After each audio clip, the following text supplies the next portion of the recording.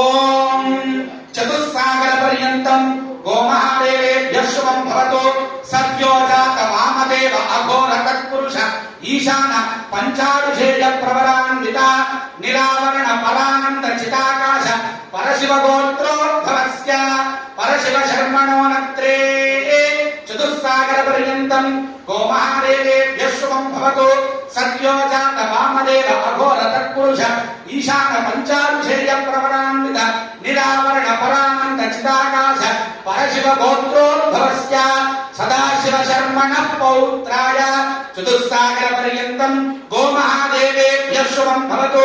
సద్యో జాత వామదేవ అఘోర తత్పురుష ఈశాన పంచారుషేయ ప్రవరాన్విత నిరావరణ పరానంద చిదాకాశ పరశివ గోత్రోద్భవస్య ఈశ్వర శర్మణః పుత్రాయ చతుస్సాగర పర్యంతం గోమహాదేవేభ్యః శుభం భవతు.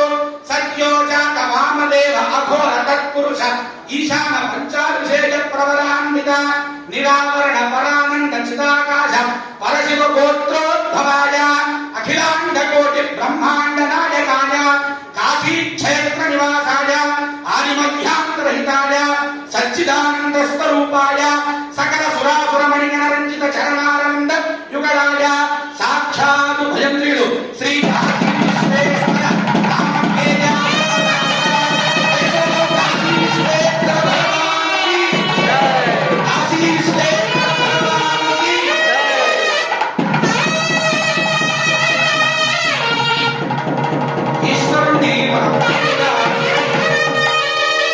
ఒక ముఖంతోనే చూస్తాం, కానీ ఆయనకి పంచముఖాలు ఉన్నాయి. ఎవరంటే సద్యోజాత వామదేవ అఘోర తత్పురుష ఈశాన అనేటువంటి 5 ముఖాలతో ఈశ్వరుడి రూపాల్లో ఒక రూపం, అద్భుతమైనటువంటి రూపం. అటువంటి రూపంతో ఈశ్వరుడు ఉన్నట్ట.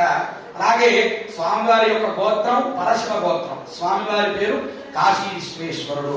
చక్కగా ఇప్పుడు శివుడి వైపు ఉన్నటువంటి ఋషులందరూ కూడా యా మా విశ్వేశ్వరుడు పరంపర మొత్తం అన్ని చెప్పాం, మీ అమ్మాయి పేరేమిటి, మీ అమ్మాయి గుణగణాలు ఏమిటి అన్ని కూడా మాకు కూడా తెలిపితే సంతోషం అని చెప్పి మరలా అమ్మవారి యొక్క ప్రవర చెప్పడం కూడా జరుగుతుంది. అందరూ కూడా నమస్కారం చేసుకుని అమ్మవారి యొక్క ప్రవరని అందరూ వినండి.